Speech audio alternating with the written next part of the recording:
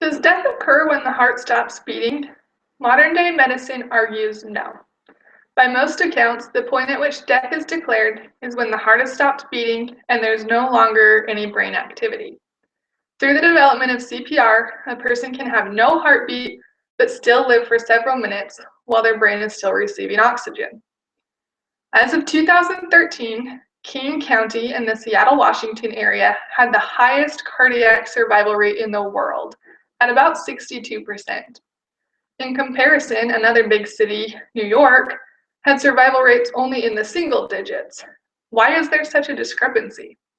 This county credits their high rates of CPR training by local residents. Cardiopulmonary resuscitation, or CPR, is the act of artificially pumping blood through the heart and the body. The intent is not to restart the heart like many people believe, but to delay tissue death, specifically in the brain, by keeping oxygenated blood circulating through the body. Although CPR efforts are not always successful, quick action by an onlooker can double or even triple a victim's chances of survival, yet only 32% of victims even receive CPR. The American Heart Association states that 70% of Americans feel unprepared for this kind of an emergency, and they wouldn't know what to do should someone near them suffer a cardiac emergency. So in 2008, they began recommending hands-only CPR or compression-only CPR in an effort to increase the number of bystanders who would take action during a cardiac emergency.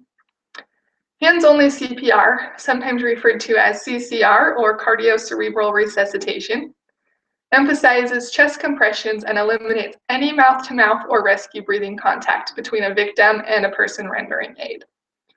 Because this newer version requires little contact, everyone is encouraged to learn it so they are able to give aid in an emergency situation and save a life.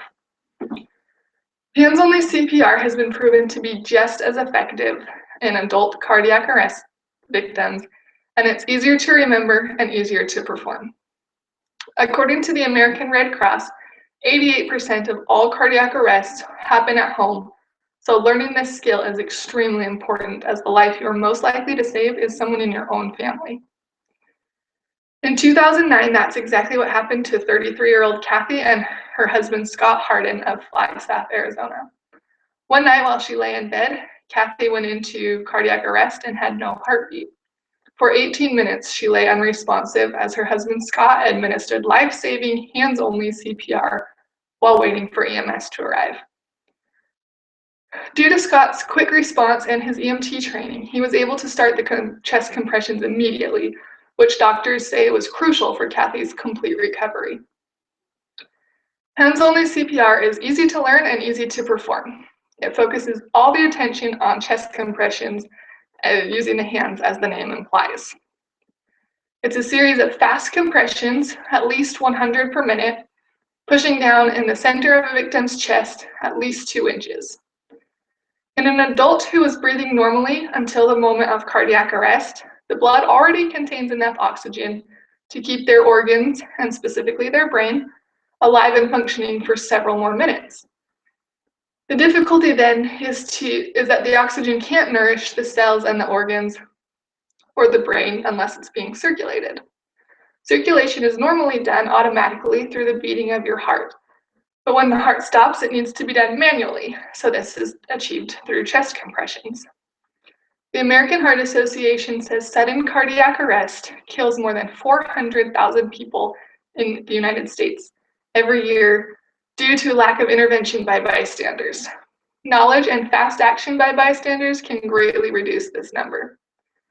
Research has shown that people are more likely to intervene and provide CPR efforts if they don't have to perform mouth-to-mouth. In a CNN interview with an emergency room physician, Dr. Benjamin Abela, he said, "The takeaway message is that it's easy for a bystander to radically improve the odds. If you see someone collapse without a pulse, you should at least provide chest compressions. The most important thing is to move the blood." Whose life could you save by taking 60 seconds to watch a video and understand how hands-only CPR works? Perhaps some people don't step up because they're afraid of the consequences if they fail. Unbeknownst to many, there's a law that protects any civilian who freely gives aid in an emergency, including CPR during cardiac arrests. The Good Samaritan law states, no person who in good faith and not for compensation renders emergency care at the scene of an emergency shall be liable for any civil damages resulting from that act. Basically, the law states that if you try to help someone within your reasonable knowledge, skills, or training, and they don't survive, that you can't be held responsible. Some states even have laws that require you to step up in emergency or be faced with a monetary penalty, like Vermont, which charges at least $100 if you are capable of rendering aid and you refuse. The best way to learn hands-only CPR is to visit the American Heart Association CPR webpage at www.heart.org/CPR and follow their hands-only CPR link in the upper right-hand corner. Studies have shown that people who view a CPR instructional video are in fact significantly more likely to perform the life-saving skill in an emergency. When you finish listening to me, take 60 seconds and visit heart.org/CPR and watch the video. Just by watching, you will be prepared to render aid should a cardiac emergency present itself. Remember that 88% of those emergencies happen at home. This means you are significantly more likely to use CPR on your own family members than you are on a complete stranger.